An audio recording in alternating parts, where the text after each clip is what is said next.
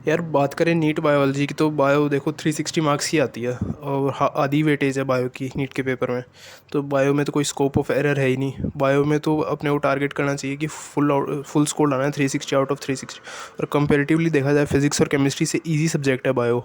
तो लाए बच्चे लाते भी हैं, और एवरेज बच्चे भी होते हैं वो बायो को बहुत इंप्रूव करके अपना स्कोर बहुत बढ़ा लेते हैं। आपका अगर स्कोर मॉक टेस्ट में बहुत कम आ रहा है, किसी का 200 300 400 500 किसी भी लेवल पे हो, तो आपको बायो इम्प्रूव करनी चाहिए। बायो इम्प्रूव करने से क्या आपका कॉन्फिडेंस भी बढ़ेगा, स्कोर बढ़ेगा तो आपको और पढ़ने का मन करेगा, और उससे क्या आप फिज़िक्स और केमिस्ट्री भी इम्प्रूव कर पाओगे। तो बायो को इम्प्रूव करने के लिए वो क्या चीज़ें थी जो मैंने पर्सनली यूज़ की थी, जिसने मुझे बहुत बेनिफिट किया। तो सबसे पहले यार बायो का ट्रेंड देख लेते हैं। पिछले कुछ सालों में 2019 से देखें तो 2019, 20, 21, 22 और 23, ये 5-6 पेपर हुए हैं। और इसके अलावा जो 2022 में रीनीट हुआ गंगानगर में, और जो अब्रॉड वाला नीट होता है उनका, उसमें भी देखा है। तो बायोलॉजी कम्प्लीटली एनसीईआरटी बेस्ड आ रही है। तो अब जो पुराने मॉड्यूल्स होते थे उनमें बहुत बहुत बाहर की चीज़ें दी होती थी, तो वो पढ़ने का कोई मतलब नहीं है। वो अपना टाइम वेस्ट करना है, अपने पैर पे कुल्हाड़ी मारने वाली बात है। तो अपने को कम्प्लीटली बायोलॉजी एनसीईआरटी पे फोकस करना है। एनसीईआरटी कैसे पढ़ें, ये बच्चे बहुत बात पूछते हैं। एनसीईआरटी देखो यार, वैसी नहीं पढ़ी जाएगी जैसे तुम अपने क्लास 11-12 के एग्ज़ाम्स के लिए पढ़ लेते थे कि एक बार रीडिंग कर ली, एग्ज़ाम में जाके लिख के आ गए थ्योरी। वो नहीं चलेगा। यहाँ पे क्या हो रहा है कि 2019 से बायो में पेपर बन रहा है। अब कंटेंट बहुत है बायो में, हर लाइन से क्वेश्चन बन सकता है, हर लाइन से। तुम खुद बायो में पढ़ने बैठते हो ना, तो ऐसा पढ़ाई ऐसे करो कि हर लाइन को क्वेश्चन में कन्वर्ट करके सोचा करो, तब जाके बायो में बहुत वो होगा, इम्प्रूवमेंट होगा। हर लाइन को जब क्वेश्चन के फॉर्मेट में बना के देखोगे तो तुमको दिखेगा कि मॉक टेस्ट में भी जब तुम जा रहे हो तो तुमको दिख रहा है कि वैसा ही क्वेश्चन बन के आया है, जो कि तुमने ऑलरेडी प्रेडिक्ट कर लिया था। क्योंकि जब तुम रीडिंग कर रहे थे तभी तुमने उस लाइन को लाइन की तरह नहीं पढ़ा, ऐसे पढ़ा कि वो क्वेश्चन हो। तो तुम्हारे मॉक टेस्ट में भी स्कोर बढ़ेगा, क्योंकि ऐसा लगेगा क्वेश्चंस देखे हुए। मैंने खुद ये चीज़ ट्राई की है। मैं मेरे दोस्त पूछते हैं कि तू बायो कैसे पढ़ता है, मैं बायो हर लाइन को ऐसे सोचता है जैसे मॉक टेस्ट का कोई क्वेश्चन इससे कैसे बन सकता है। हर लाइन को जब ऐसे करोगे तब जाके तुम्हारी बायो बहुत इंप्रूव होगी। और यार बायो की एनसीईआरटी एक बार पढ़ोगे तो उससे काम नहीं चलेगा। कम से कम भी जब भी टाइम मिले तुम एक तो अपना रूटीन बना लो कि मुझे जब भी तुम सुबह उठते ही, या जब भी कोचिंग से वापस आते ही, या ऑनलाइन क्लासेस जब भी ख़त्म होती है, कि मुझे बायो की एनसीईआरटी पढ़नी ही है आधे घंटे। और पढ़ो हाथ में, ऐसे नहीं कि बस कॉपी खोल के बैठ गए, किताब खोल के बैठ गए, ऐसे नहीं। हाथ में पेन, पेंसिल, हाइलाइटर जो भी रखना है वो रखो, उस हाथ में मार्क करते चलो इंपॉर्टेंट चीज़ें। और हर एक लाइन, ये जो चीज़ है ना, हर एक लाइन का क्वेश्चन में बना के देखो, इससे बहुत बेनिफिट होगा। ये बहुत काम की चीज़ है। और यही गलती करते हैं वो बच्चे जिनके मार्क्स बायो में 250, 280, 290, 270 इतने पे अटक जाते हैं। और कुछ बच्चे होते हैं जिनके मार्क्स कॉन्स्टेंटली 330, 340, 350, 360 इस रेंज में आ रहे होते हैं। उनके बीच का डिफरेंस यही है। पढ़ो दोनों। एनसीईआरटी जितनी बार 280 मार्क्स वाले बच्चे ने पढ़ी है, उतनी बार 340 मार्क्स वाले बच्चे ने भी पढ़ी है। डिफरेंस यही है कि 340 मार्क्स जिस बच्चे के आ रहे हैं, उसने एनसीईआरटी की हर लाइन को ऐसे ऐसे पढ़ा है जैसे कोई क्वेश्चन हो, उसको क्वेश्चन के फॉर्मेट में कन्वर्ट करके फिर पढ़ा है। और 280 वाले ने नहीं किया, इसलिए उसके मार्क्स कम आ रहे हैं।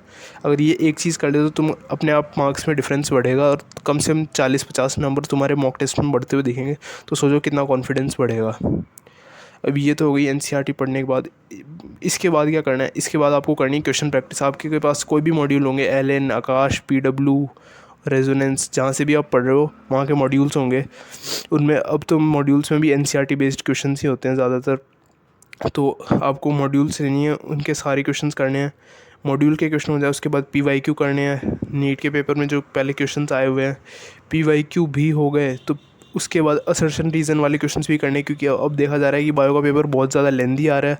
असर्शन रीजंस आ रहे हैं, और statement 1, statement 2, statement 1 is correct, statement 2 is incorrect, ऐसे वाले क्वेश्चंस आ रहे हैं जो थोड़े से टफ होते हैं और थोड़े से ज़्यादा टाइम कंज्यूमिंग होते हैं देखा जाए तो। पहले बायो का पेपर बच्चे बोलते थे, मैंने इंटरव्यू देखा होगा अपने टॉपर्स का, मैंने आधे घंटे में ख़त्म कर लिया, मैंने 25 मिनट में ख़त्म कर ली बायो, मैंने 40 मिनट में बायो ख़त्म करके फिज़िक्स केमिस्ट्री पे चला गया।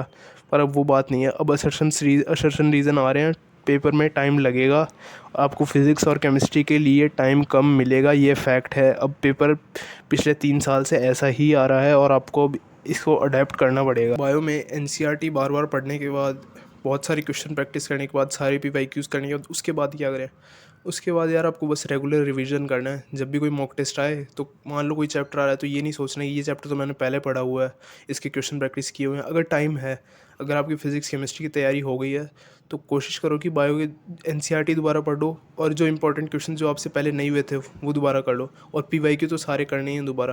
पीवाईक्यू की कितनी इंपॉर्टेंस है ये शायद मुझे बताने की ज़रूरत नहीं पड़ेगी आपको। पीवाईक्यू छोड़ने नहीं है, फिजिक्स केमिस्ट्री बायो किसी में नहीं छोड़ने पीवाईक्यू तो, पर बायो में बहुत इंपॉर्टेंट होते हैं क्योंकि एनसीईआरटी की लाइंस है। आपको जब पीवाईक्यू देखोगे तो आपको पता लग जाएगा कि एनसीईआरटी से कैसे क्वेश्चन फॉर्म करते हैं, एनसीईआरटी को कैसे मॉडिफाई करके क्वेश्चंस बनाते हैं। ये कर लोगे तो आप जब एनसीईआरटी पढ़ोगे तो आपको खुद अपने आप दिमाग में आने लगेगा कि हाँ इससे ऐसा क्वेश्चन बन सकता है, इससे ऐसा क्वेश्चन बन सकता है। ये चीज़ कर लोगे तो आपकी बायो में डेफिनेटली स्कोर 360 आउट ऑफ 360 एकदम तुरंत से नहीं आएगा। पहले अभी 280 आ रहे हैं, करते जाओ एक महीने, थोड़े दिन बाद 300 310 आने लगेंगे, फिर 320 330, फिर 340 तक पहुंचोगे। 340 से 60 वो ऑसिलेट करते रहोगे आप मॉक टेस्ट में। कभी भी ऐसा नहीं होगा कि आपके हर बार 360 आउट ऑफ 360 आ रहे हैं मॉक टेस्ट में। मैंने यार अपनी प्रिपरेशन के लास्ट के मंथ में लगभग 30-40 मॉक टेस्ट दिए होंगे। हर दिन मैं 1 या 2 मॉक टेस्ट देता ही था। तो यार कभी भी मार्क्स मेरे 360 आउट ऑफ 360 फुल तो नहीं रहते थे, पर ऑसिलेट करते। कभी 340 आ गए, कभी 345, कभी 350 आ गए, कभी फुल भी आ गए।